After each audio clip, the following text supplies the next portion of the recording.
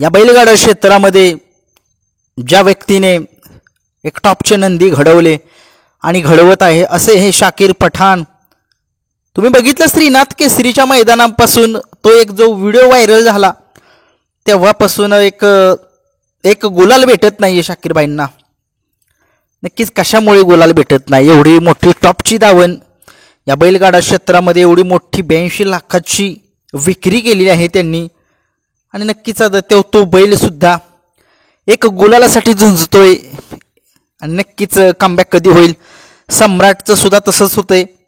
सम्राटसुद्धा गट काढला, सेमीला बाहेर जातोय. नक्की काय चाललंय शाकीर भाई यांच्या मागे? नक्की लागले काय? काय झाले शाकीरबाईंना?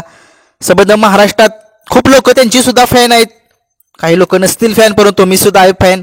माझ्या फॅमिलीमध्ये, यूट्यूब फॅमिलीमध्ये खूप सारे लोक आहेत, ते खूप नाराज आहेत, त्यांची सुद्धा कमेंट्स येत नाही. आता नक्की त्याला कारण तेच असेल, कारण की ज्यावेळेस शाकीर पठाण यांची बैल ज्यावेळेस गुलालात असतात त्यांची कमेंट्स येते. नक्कीच नाराज आहेत शाकीर भाई, नाराज आहेत.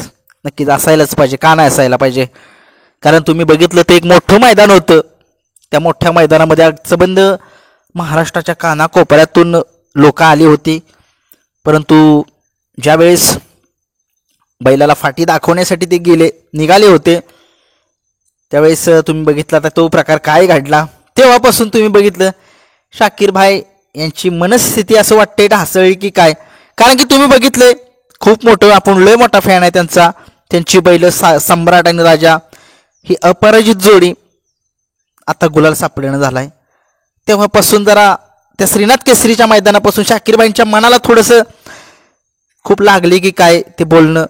परंतु असू द्या शाकीर भाई, शेवटी ते सुद्धा एक अनुभवी व्यक्ती आहेत. त्यांनी चांगल्या हेतूसाठीनेच बोललेलं आणि नक्कीच तुम्ही मनावरती घेऊ नका असं मला तर वाटते. कारण की आता तो प्रश्न नसेलच, त्याच्याशी काही घेणं देणं नसेल.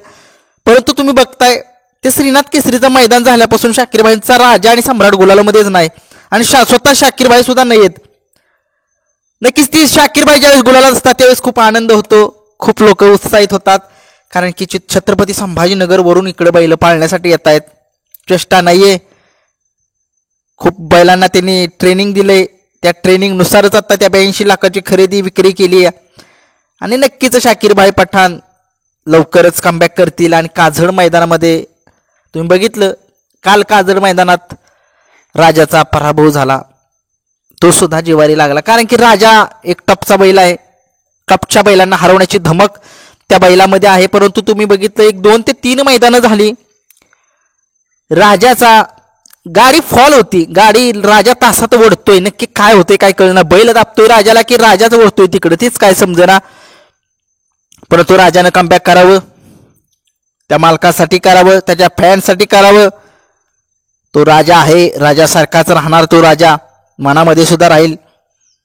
सम्राटने सुद्धा साथ दिली पाहिजे. आणि नक्कीच शाकीर भाईंना एक विनंती आहे, आता इथून पुढे जी मैदान होतात ओपनची किंवा दुसऱ्याची, तुम्ही पहिलं दुसरं काही करू नका.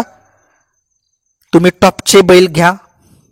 टॉपचे बैल म्हणजे तुमची घरचीच गाडी पळवा, अपराजित गाडी आहे. तुम्ही गाडी ज्यावेळेसून फोडताय त्यावेळेसून गाडीला गुलाल सापडे ना, कदाचित मिळतोय गुलाल, राजा करतोय, परंतु शेवटी कसं असतं ताळमेळ बसत नाहीये राजाचा आणि सम्राटचा दुसऱ्या बैलांसोबत. आणि नक्कीच सम्राट आणि राजा पुन्हा एकदा आम्हाला बघू द्या पळण्याची इच्छा त्यांची ती दोघे पळण्याची आमची खूप इच्छा आहे, नक्कीच पूर्ण होईल सुद्धा. आणि नक्कीच जाकीर पठाण हे गुलालामध्ये दिसतील. खूप साऱ्यांचे लाडके आहेत, अगदी खूप मनामध्ये आमच्या सुद्धा प्रेम आहे राजावरती, आपल्या सम्राटवरती. बघूया काय कमाल करते ही जोडी राजा सम्राटची. आणि शाकीर पठाण यांना खूप साऱ्या शुभेच्छा.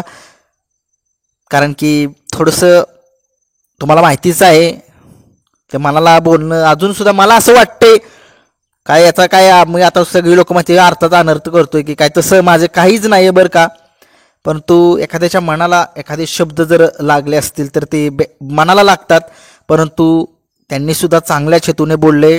नियम जे आहेत ते सगळ्यांसाठी सारखे आहेत, तिथे मोठा आणि बारका कोणीच नाही आहे, त्याच्यामुळे नियम हे पाळलेच पाहिजेत. परंतु असो, शाकीर भाई यांना खूप साऱ्या शुभेच्छा देतोय. गुलालामध्ये तुमची गाडी लवकरच दिसेल. धन्यवाद.